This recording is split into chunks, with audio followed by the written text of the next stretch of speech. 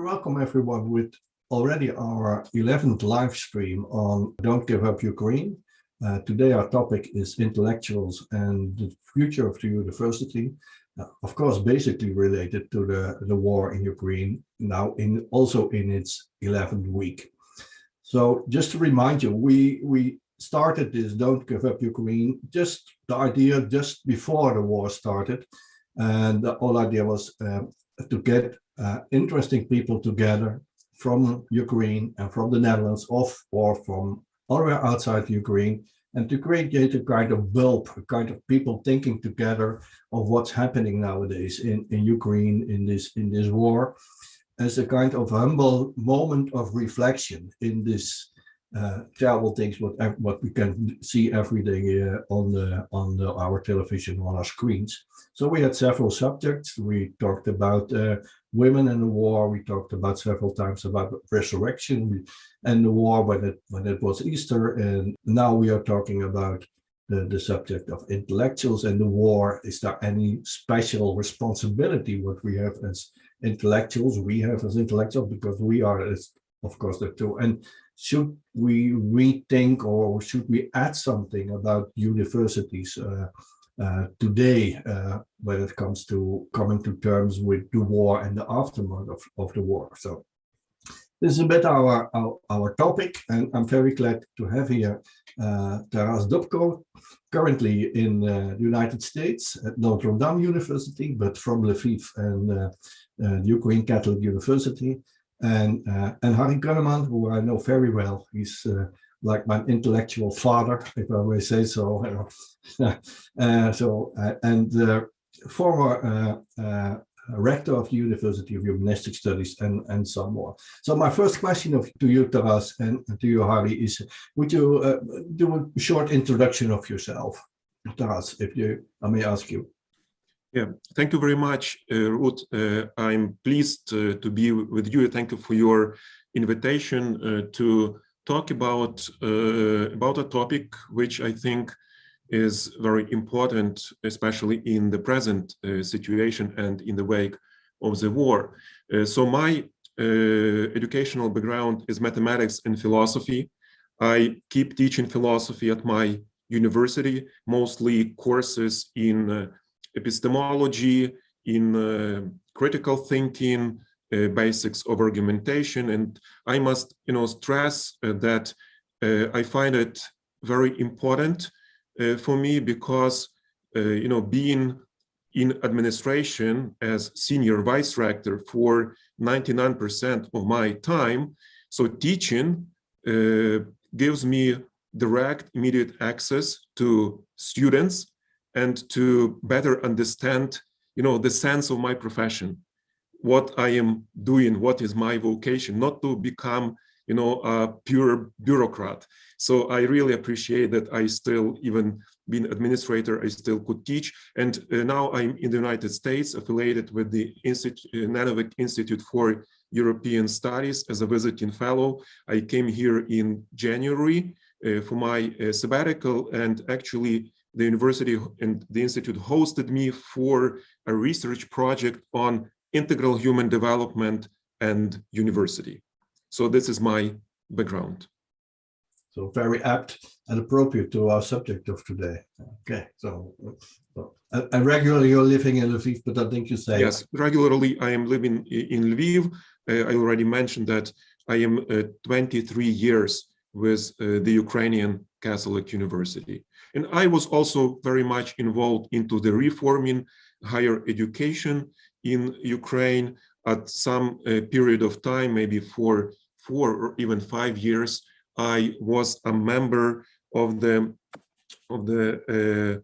team for the reform of higher education that was established within the framework of the Erasmus program. So Ukrainian national team. Okay, thank you. Harry, could you? Yes, thank you very much for the invitation, and it's a great pleasure to have the opportunity to have this discussion with Professor Dobko on a very important topic. My background is in sociology. I was trained as a sociologist, and I did my PhD in philosophy, and After that, I've worked for almost 30 years at the University of Humanistic Studies in Utrecht, where we tried to find answers to the question how to connect a meaningful life with just institutions and a society which cares for its citizens. And this combination still fascinates me, but the last 10 years, I've started to realize that my whole training has been very much anthropocentric, and that nowadays the question regarding just institutions is much broader and also involved all the other life forms we share this unique planet with. And this is a big challenge to connect this more traditional ethics and social philosophy with questions of sustainability and of a just society for all living beings on Earth. Thank you, Harry, for this introduction. So my first question is on Utah's, and it's not directly related to our subject, but how is Ukraine and how is Lviv doing today in this week? Is there something developing? Is there something developing in you? Because the war is something what takes place in the battlefield and in the theater, but also in the country, but also in yourself. That's something what I experience. So how is this week? Yeah, thank you. Ukrainian people, Ukrainian armed forces keep, showing high level of resilience and resistance as well. And in terms of the war situation, battlefield situation, so we are holding the line. We are still on defensive, but I must say that quite successfully, I think. And what I hear from many experts that kind of the Russian military forces are going to pause probably because they keep losing their offensive energy and making really very slow progress in eastern and southern regions of Ukraine. Of course, the most difficult situation is in Mariupol, where still there is some resistance, but this week was special because it was possible to evacuate some people who were stuck, trapped actually at the Azov Stal plant, civilians. So it was able to liberate them and to let them go for peaceful territories of Ukraine. I think what's important to emphasize that's not only this week experience, but Ukraine is functioning as a country. So trains are running, the banking system is okay, communications are well functioning, and universities and schools are teaching students, of course, with some effort, not maybe with that high quality as in peaceful time for reasons, but as I mentioned, Ukraine is showing still quite much resilience in these turbulent times.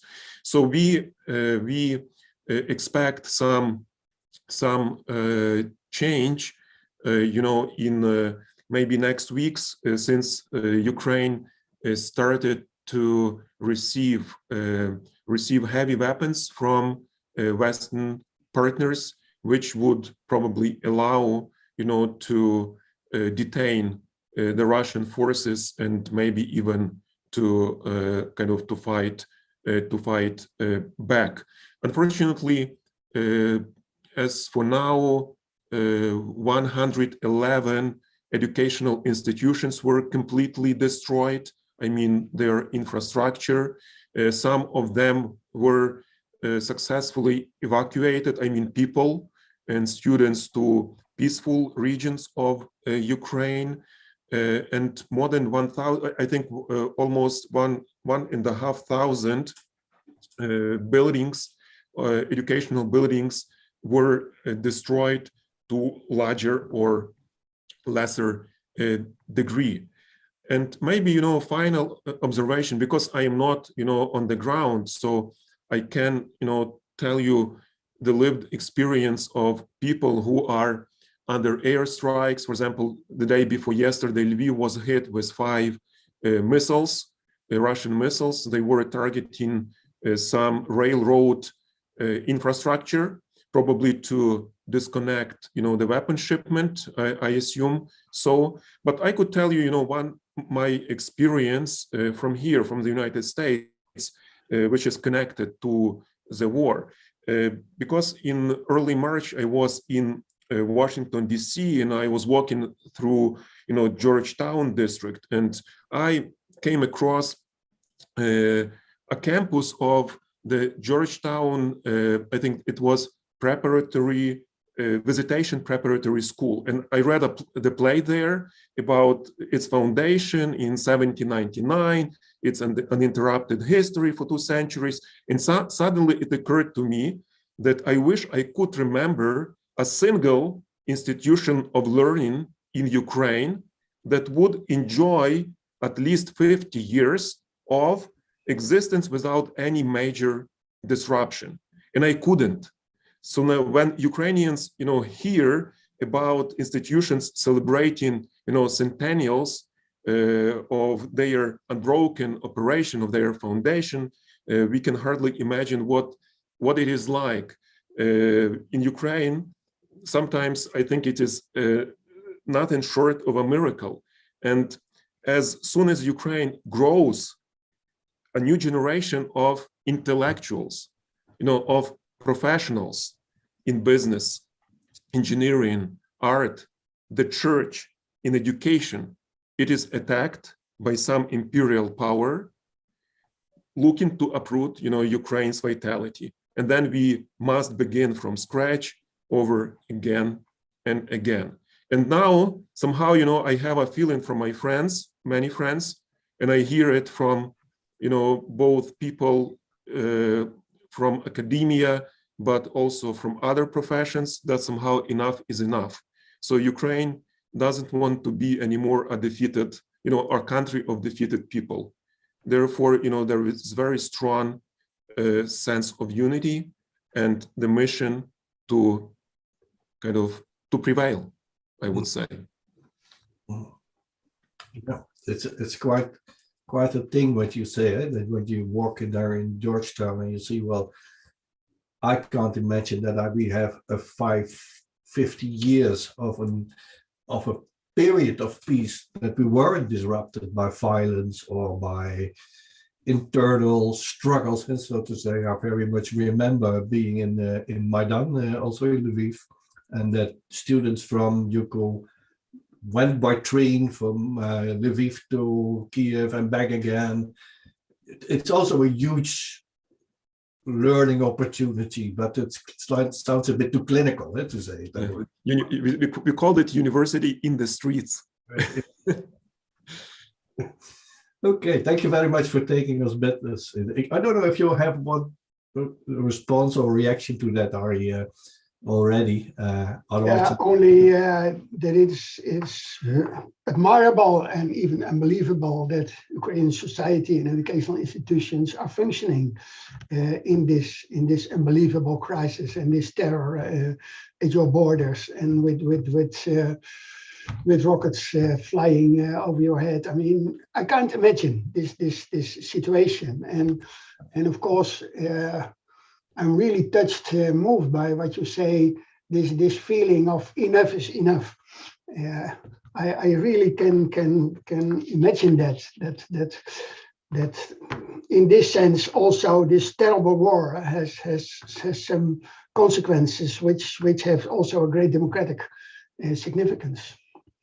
Yeah. Because it makes clear to everyone what the difference is between a totalitarian state and what that has for us as a life on the one hand, and and a society which gropes for democracy on the other hand.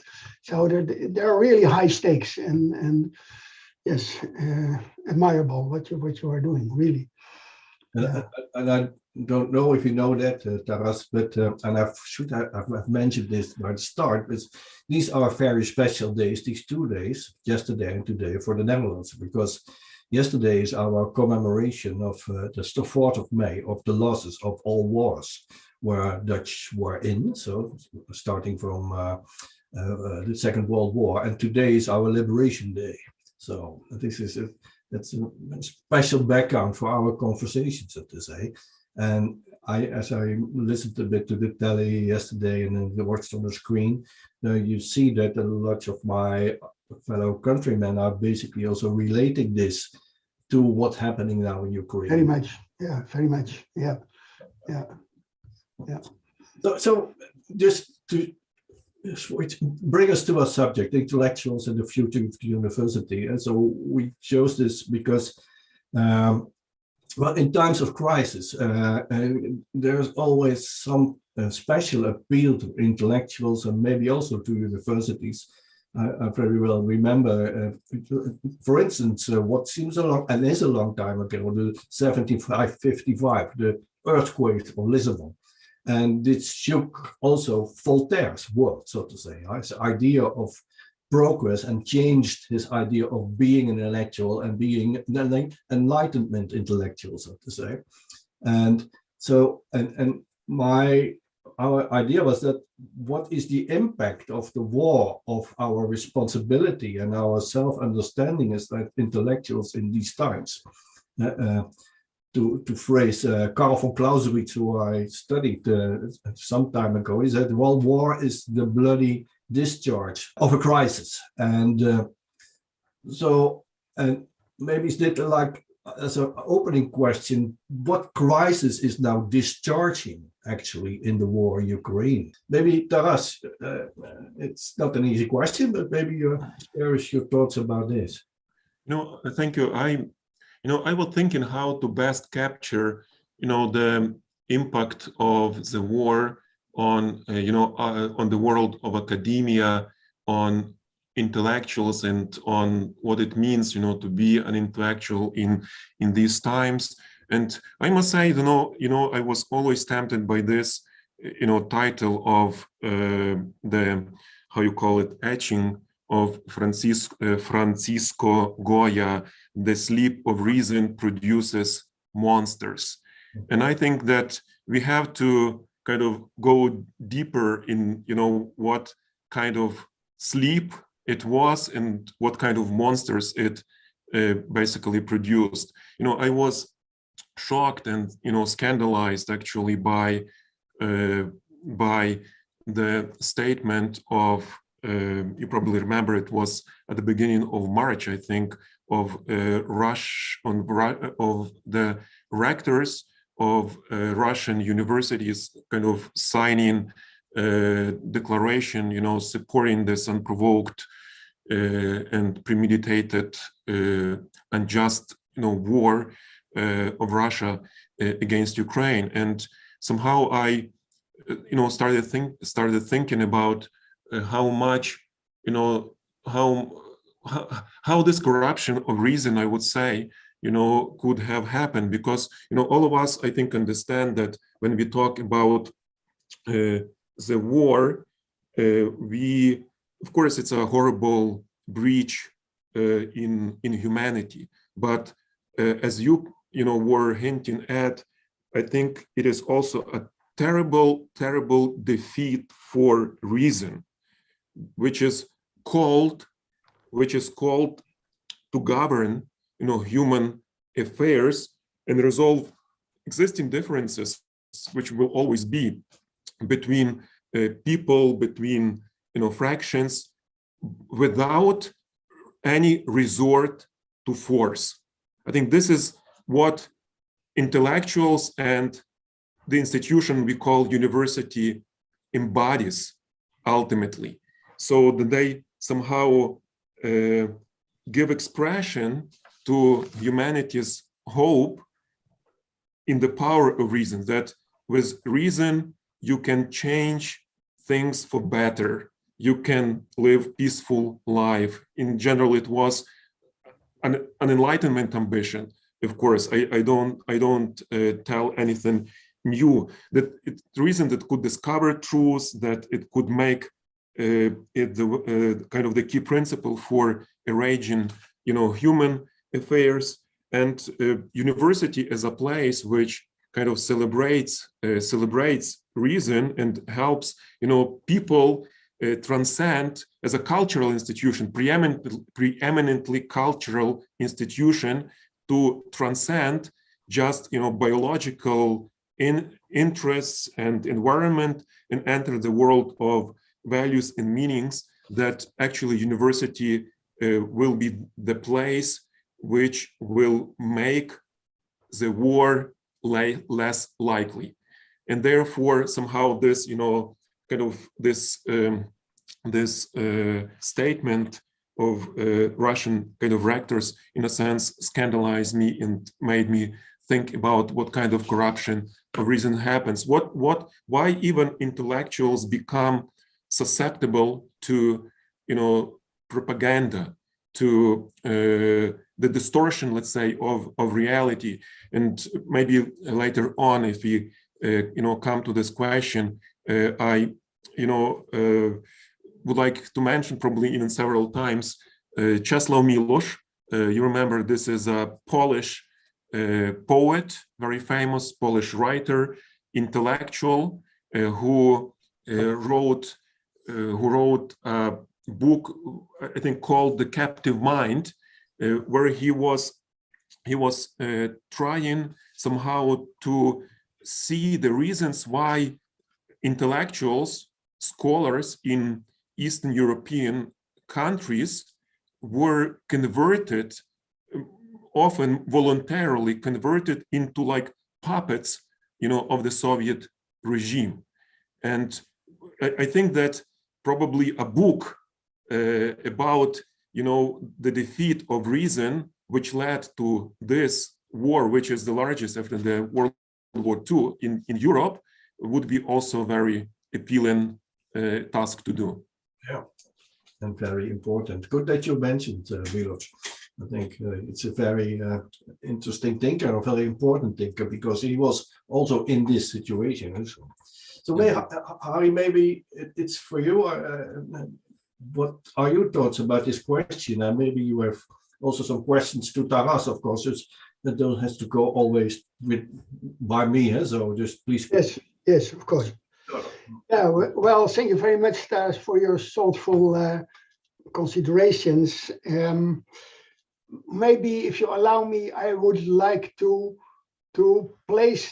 situate the question about intellectuals and the future of universities in a broader framework, because for me the present situation and the jolts we all have gotten that this is possible in Europe at these times, this brutal attack and this total distortion of truth and these cruelties in the name of what?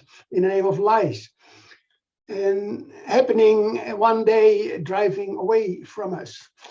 And so this challenge, this jolt, is, in my opinion, broader. So I would like to introduce the idea that the question about intellectuals and the future of universities is a special case of a broader question, which we could maybe formulate as citizens and the future of democracy.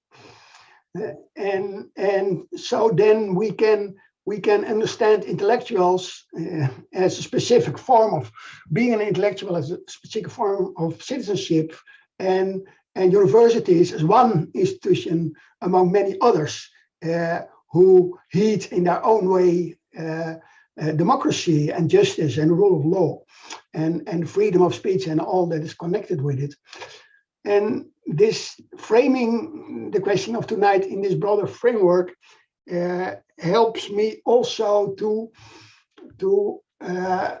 realize that maybe many Dutch citizens are not sufficiently aware of the great worth and even the precious character of the democratic institutions in our country. That we do not sufficiently heed we do not do sufficiently the work that is needed to keep this democratic spirit and this freedom of thought and this freedom of speech and this horizon of just institutions. For example, in educational institutions, but also in healthcare and in the police, and of course also in the market economy, which in my opinion has a very ambivalent relation with the ideas of democracy and the institutions of democracy. And then for me also the question of intellectuals in the future of university gets another color because at the present time about half of the research of universities in the Netherlands is financed by big companies, by military, etc. So there is a kind of entanglement of the market economy on the one hand and scientific research on the other hand, which is a matter of course for much universities. Of course we need this because we have to safeguard our financial position, etc. So when you say, Taras, that university celebrates reason, well, I see a lot of places in Dutch universities, but also in universities in other countries where this celebration is not, well, let's up to form, where this celebration is often more of a cloak, more of a kind of marketing story than that it's real. And I realize that I'm now talking very much from the Dutch perspective, because when the Russians were at our borders and my sons would have to fight, then I think my ideas would be much more radical and clear cut. And of course, first we have to stop this aggression and to stop this madness and to fight it. And of course we defend democracy and reason, but that is not the case. We are still. We can keep up the illusion of peace in our times to a certain extent, and then the war in Ukraine and the Russian terrorism, brings for me to the fore the thought that we are not sufficiently aware of the great worth of what we have, and also its fragility. That democracy is not something which is given or straightforward or self-reproducing, but that it asks work of us, moral work, intellectual work, institutional work, to keep it alive. Mm-hmm. Thank you. It's actually very interesting contrast in your answers, so to say, in this appeal to reason. I hear them both, this appeal to reason, and what I think Harry says something as well, in this appeal to reason, somehow a lot of the universities, or a part of the universities has, let's say, lost track. And so and also what you say, we don't appreciate enough as citizens what it takes to defend and recreate and reproduce democracy in our own society. And that could be in itself a danger that we also can get out of track, can also get in problems as a society what wants to be a democratic and a rule of law society with a free economy, so to say. So maybe this has also to do with this idea of reason. This is, of course, a huge idea in a sense, but doesn't it ask us about a kind of understanding then what we mean in relationship to intellectuals and the work of universities of let's say taking care of a specific way of looking at reason. What can reason achieve? And what you need reason to fight a war, right? To be simple like that. Without that, you wouldn't have a tank, to say so. No? But that's not probably something what you are referring to, Thomas, when you are talking about reason. So. If I may just, to follow up a little bit, I thank you, Professor Kunneman, for your contribution.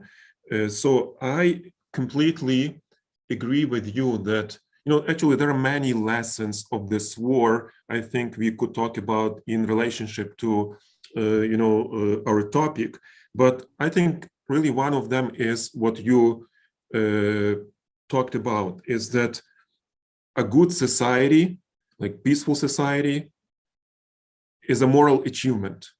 So we couldn't take it for granted. I must confess, when I was, so Ukraine was struggling all its, 30 years of this history. And of course, Ruud knows it's firsthand while visiting many times Ukraine in Lviv. It was like a pendulum, going back and forth. But what I think,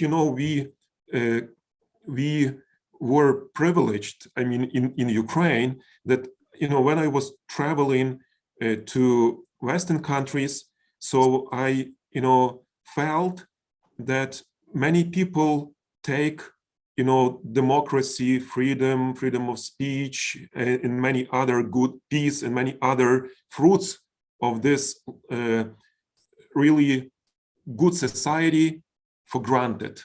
Absolutely. Somehow, without kind of sufficient appreciation. And this, what we in Ukraine were, for us, it was difficult to understand, because we felt that life is much more vulnerable than it seems, while looking from Western perspective, and that life somehow there are forces, powerful forces in life that destabilize us humans, human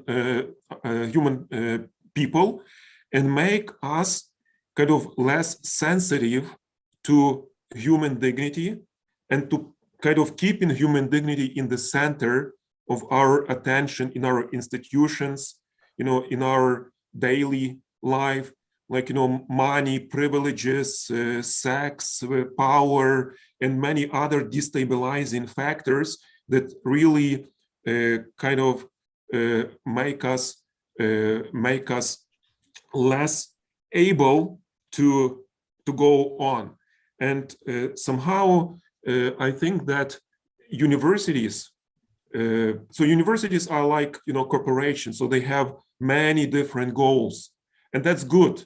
But it's important that I don't want to do moralizing, but it's important that we have institutions that see as their primary aim being like, guardians, let's say, of values, or guardians of what it means to live in a good society, or to lead a dignified life, and that communicate, this vision to, other people, make them, uncomfortable a little bit in their complacency, somehow, awaken them from their complacency.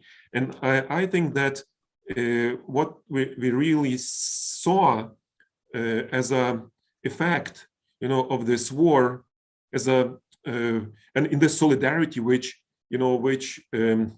actually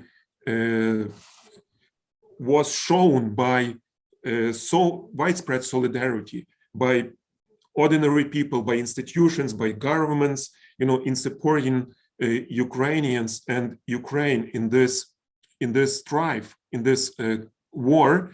I think it was a moral awakening, in a sense, to the questions we are now considering, and that you, Professor Kunneman, were mentioning as well.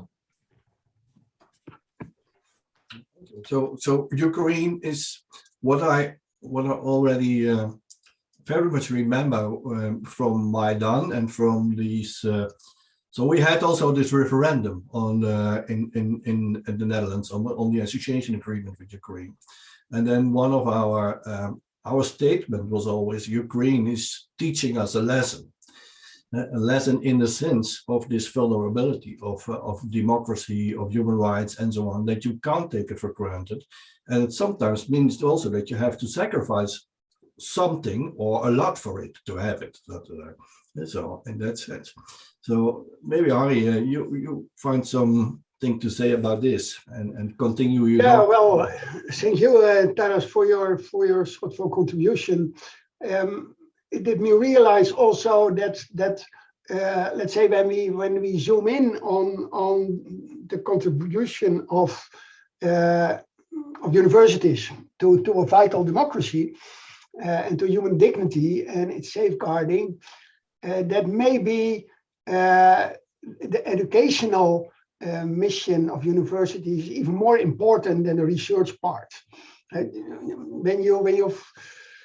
Of course, I think when we ask randomly intellectuals at universities what is the most important part of their work, they will say my research. It's only 5% maybe that will spontaneously say, well, my education, that's what gives me the real satisfaction of working at university. And maybe this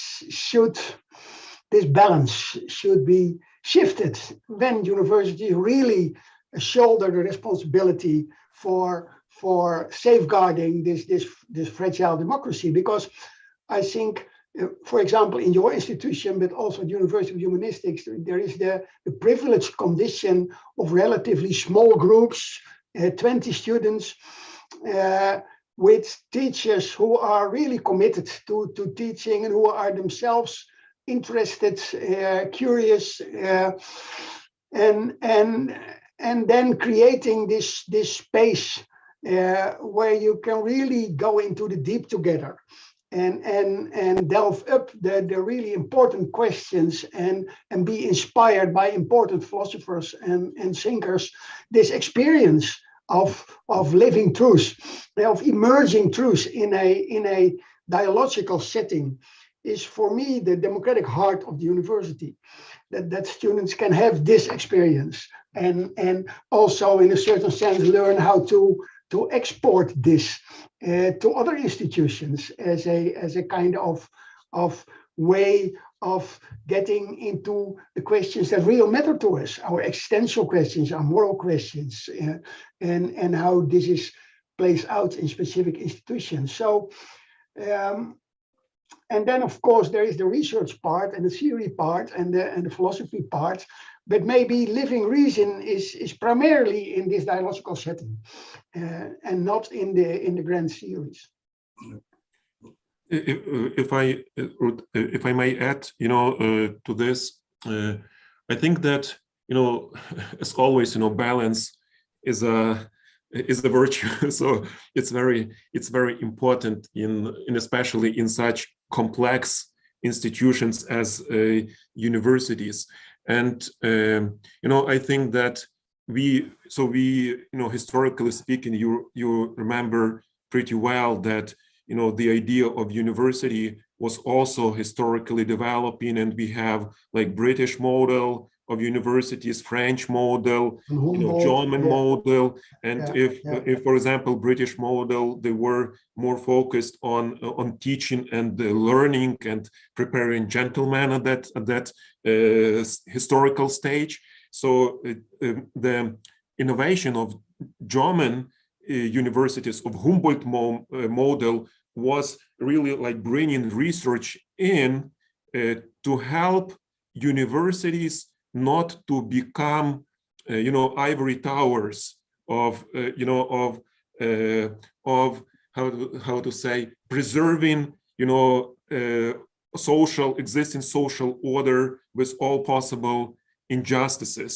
So kind of free thinkers and impossibility to do research in academic freedom, in a sense, it was a revolution at this moment, which helped, not for university to become a group of like-minded, people that become stagnant at some point when discussion is broken somehow, or silenced or stifled. Mm-hmm. So, but I think, to these two things, so which should be in balance, as you rightly pointed out, the third thing, this third mission of the university being, in constant dialogue with society, or as you said, exporting something. Yes, this culture, these approaches to wider society is no less important. And I could, give you an example of Ukraine, of situation in Ukraine, which is, when, for example, we established the Ukrainian Catholic University, so we did it in a quite rigid post-Soviet environment in higher education, which was, characterized, for example, by almost complete indifference to what was going on outside of the university walls.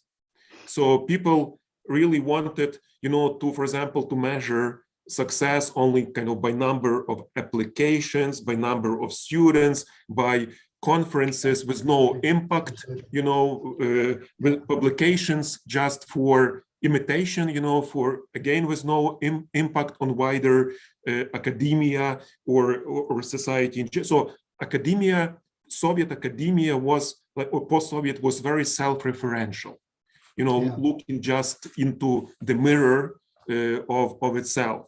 And then there was a lack of sound competition as a leverage, for quality enhancement.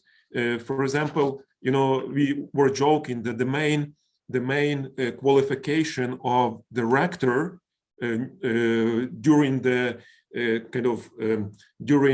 the competition, for a rector's position should be his or her ability to open the door with a kick, in some ministries, so that you get closer, to some minister and to bring privileges to your, university. So the typical corruption method. So, and this was, post-Soviet academia, kind of this flawed institutional culture dominated very much by servility to the government officials, where students, really didn't matter. There was a lot of disrespect for students. And, for us to create an alternative was really to come back to normality, to a normal idea of the university where, there should be like dignity-sensitive culture, where students matter and their experience matter, their success matter, and they feel it, and that, every situation in the university is somehow adjusted to push a little bit a young person to grow, to outgrow, his yesterday's, self, or, for example, to introduce more serving, to introduce more outward thinking into faculty, into, student body, and really, even to the extent somehow to build the service culture to the extent when you could show it, I would say, by kind of phrase, to speak power, to speak truth to the power, when there are circumstances which are costly, which are difficult, but still you could kind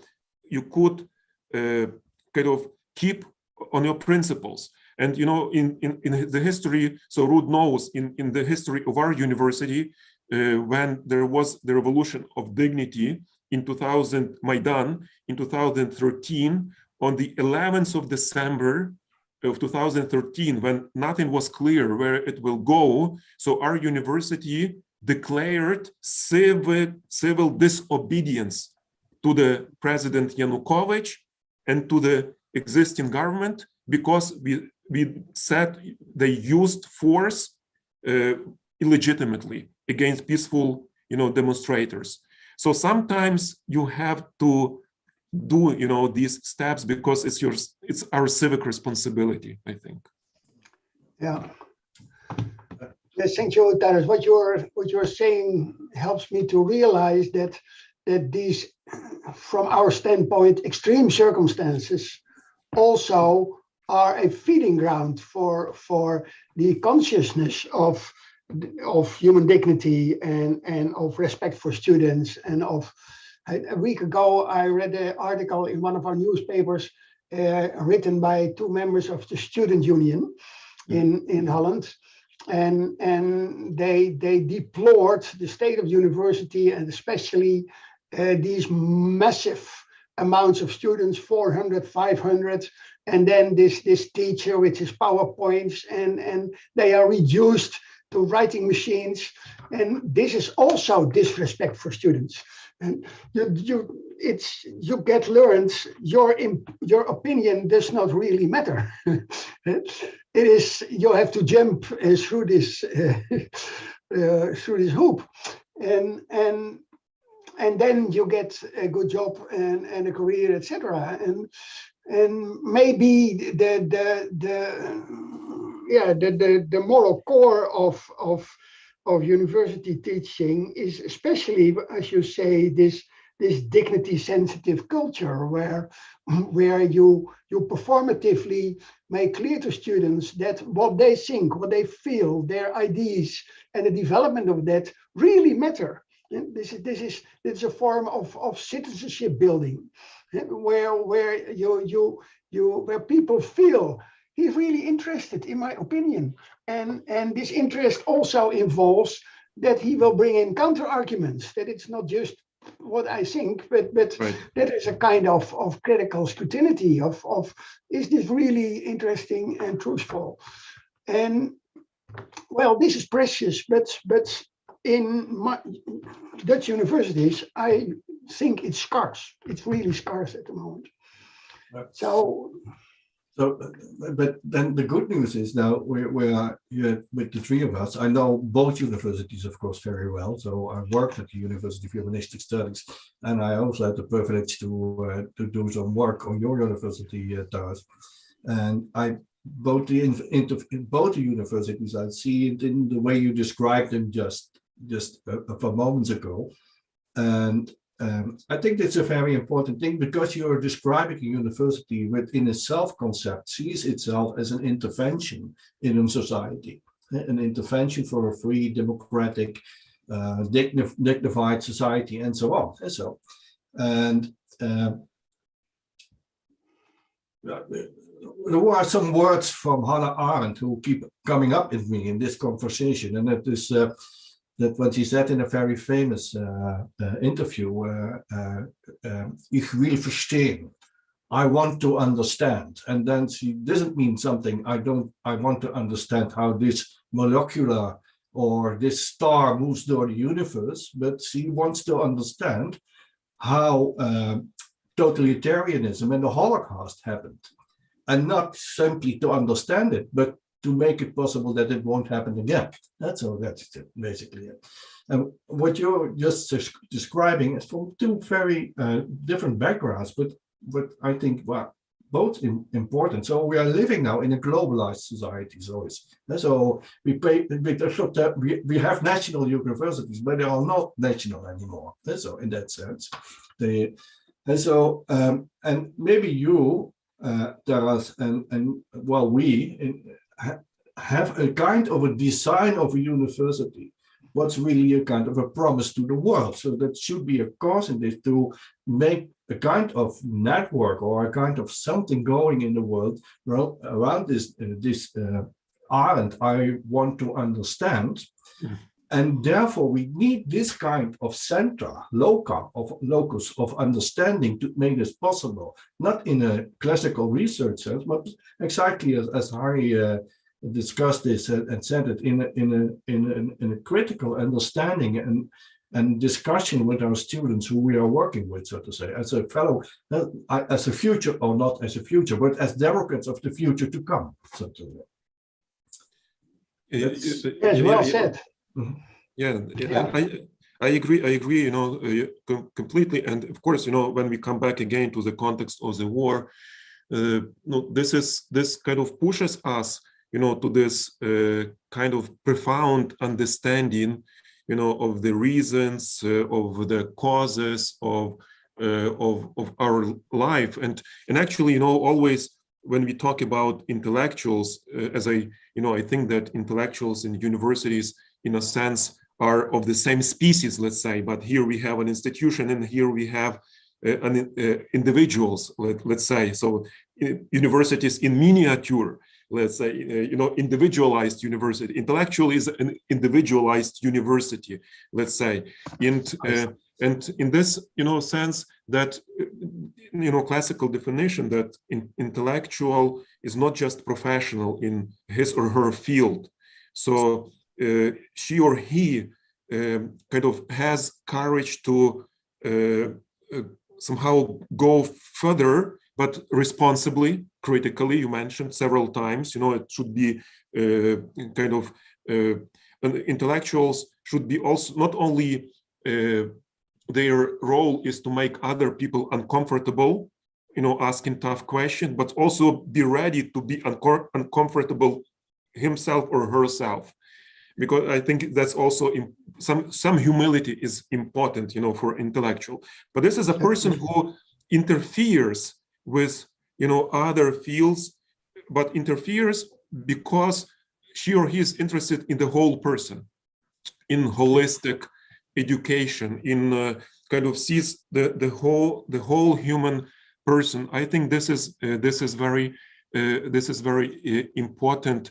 If one wants to achieve this deeper, this more profound understanding. And maybe, one more thought, and again, I would, if I'm asked, in this situation precisely, whom would I recommend to watch, what text I would recommend to read, this is Czesław Miłosz's, his speech during his Nobel Prize winning speech in 1980. So where he, mentions, actually tries to understand what it means to be a poet, but precisely a poet, writer, intellectual, who is born and who is grown up in Central and Eastern Europe of that time, which was very much marked by, different traumas. And somehow he speaks about a poet, and I would kind of extend it to intellectual as a person who is able to do coincidentia oppositorum somehow, to balance somehow or to combine seemingly uncombined things. In one sense, he or she should be above reality, in a sense, to have this contemplation position, to be able to describe reality as concretely in detail as possible. But on the other hand, he or she should be with his or her people in solidarity, in living out this trauma, this experience, to be credible, really to be able to communicate, his findings and his truth. So this seeming contradiction between, Miloš called art and solidarity. So intellectuals should combine both of them, I think. I think I don't know if have you anything to add or to say that, Harry?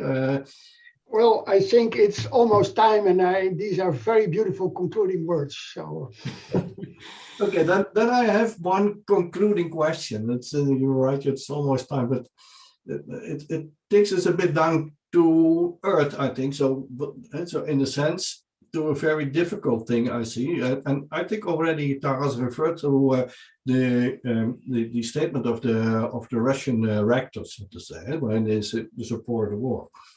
But there is one thing and you referred also as to these intellectuals as Well, may I say so, like what Karl Mannheim called the frei-schwebende Intelligenz, the free-floating intelligence, and not involved in society in a certain distance, but also in a certain solidarity. So here's my difficult question. Should we as intellectuals build a bridge now and see this as our task with Russian intellectuals who are somehow critical, probably, to Putin or Putinism, or how do you want to call it? And I ask this question because I think it's a very important one. So I experienced this in the Netherlands also, as I discussed it with Ukrainian colleagues and friends. They are very, they said they want to hit me if I say this. But somehow I feel this is very important, so to say, to think about this question. And not as an easy answer, but I also think that, to put it in a very crude way, maybe we can stop Putin in Ukraine, but we can't get rid of Putin in Ukraine, so to say, in that sense. So should we build a bridge to Russian intellectuals? What would you say to that, Taras? I would say definitely so. If you mentioned, one important thing, that who are critical of, Putin and, this ideology, let's say, of the Russian world, of everything which actually pushed, Kremlin and Russian people as well to this war, to instigate this war. And, for example, I strongly believe that, lasting peace is possible only when the Russian people does some kind of moral reckoning, with its imperial, ambition, or even I would say with, its communist past, like Ukrainians did, unless it is not done, unless it is not repented in some way, so it will be, impossible. So we will kind of, again, even if now, the Putin's regime kind of would withdraw its forces, even from Ukraine, we don't have any guarantees that he will not come back, in a few years. And this exercise could be done only by Russians themselves, and there should be people who would be preaching, this to their own citizens, compatriots. So, and of course, there should be global discussion about it. They should be helped, to do it. But somehow, it's really important, I think, to distinguish now very sharply. So now, Putin and his regime showed what they really stand for, and there are no half tones anymore. So if you are against this, so we should cooperate together. If you are there, sorry, we couldn't. Thank you. I had this, Harry, I don't know what you want to add to something to this. Well, I feel a little hesitation by the idea of building bridges, because at our side of the bridge, it's safe. But for many intellectuals in Russia, they put their life in danger and their future in danger and their family in danger when they react to this bridge and step on it. So, but maybe this is a question of words. I think very much that we should support all forms of critical self-reflection on the side of the Russian society as a whole, and on the side of Russian intellectuals, but also religious officials, because this is really terrible what the church is doing in Russia in this sense. But then I would ask, how can we support you? That's do you want support, and what would be the best support for us to give? This I would very much condone. Yes. Yes. And maybe we had the same discussion when we talked about women in the war, and it was about Oksana Kiss, and then we had the same discussion about should we relate somehow to women in Russia. So, and then Oksana said, okay, but in theory, maybe under the conditions what Taras also just mentioned. But maybe it's too difficult for us because we are basically trying to survive as a nation. And and then of the others, it was Sylvia Boren who was there. He said, well, maybe we should do it and not you. I think so. And that's keep coming back in my mind. So, and then because that could be a real contribution for us as Dutch intellectuals, or in this case. You know, if I may, just one quick remark in this about this. So I think it's important to do it kind of very accurately, in the sense, you know, I saw, for example, some programs that would kind of mingle Ukrainians and Russians together. I think it's not wise. So there are many, you know, Russians who are anti-Putin and who need to be kind of appreciated, you know, for this and supported. But we should not put, you know, all in the basket, because somehow it reinforces this paradigm from which Putin comes. You know, that this is kind of indiscriminate one people, you know, that should be treated in one basket. So I think, you know, for Ukrainians, it's very sensitive matter, and we should kind of listen to this voice. Yes. In this endeavor. And also should handle it in a very sensitive way and a sensible way, so to say. Sensible, yeah. Okay, thank you very much, both of you, of sharing your thoughts. It was an honor to have you here in Don't Give Up Ukraine. And every time we finish this hour, there's something in my mind that said, okay, but here is something to develop on, to work on, so to say. And of course, an hour is not enough, but that's all, I think, that gives me a good idea, and it makes me very satisfied of what we are doing, because this is something that should go on. So thank you very much for being here, you, Taras from Notre Dame, and Harry from the Netherlands, from Culemborg. So, and I hope we'll meet somewhere, somehow again, and we definitely will. Next week there will be another Don't Give Up Ukraine on the subject of peace, what's basically seems so far away, but so necessary to think about. So, and well, you can look at it at the YouTube if you want. And again, thank you very much, and till next time.